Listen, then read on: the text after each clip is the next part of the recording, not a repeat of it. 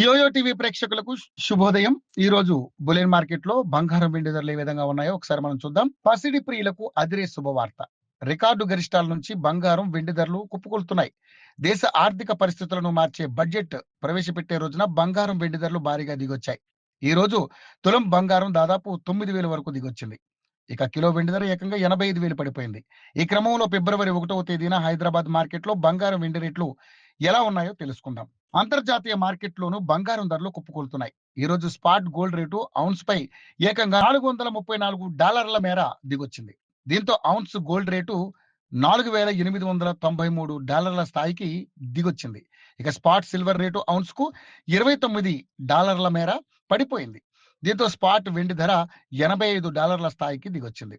Hyderabad bullion market లో పసిడి రేట్లు ఒక్కసారిగా దిగొచ్చాయి. క్రితం రోజు 24 క్యారెట్ల రేటు 10 గ్రాములపై 9,650 మేర పడిపోగా ఈ రోజు 8,620 మేర దిగొచ్చింది. దీంతో తులం బంగారం ధర 1,60,580 వద్దకు దిగొచ్చింది. అలాగే 22 క్యారెట్ల ఆభరణాల బంగారం రేటు నిన్నటి రోజున తులంపై 8,850 తగ్గగా ఈ రోజు 7,900 మేర పడిపోయింది. దీంతో తులం బంగారం ధర 1,47,200 వద్దకు దిగొచ్చింది. ఇక బంగారాన్ని మించి పెరిగిన వెండి అదే స్థాయిలో కుప్పకూలింది. క్రితం రోజు కిలో వెండి రేటు 20,000 తగ్గగా ఈ రోజు 85,000 మేర పడిపోయింది. దీంతో కిలో వెండి ధర హైదరాబాద్ మార్కెట్ 3,20,000 స్థాయికి పడిపోయింది.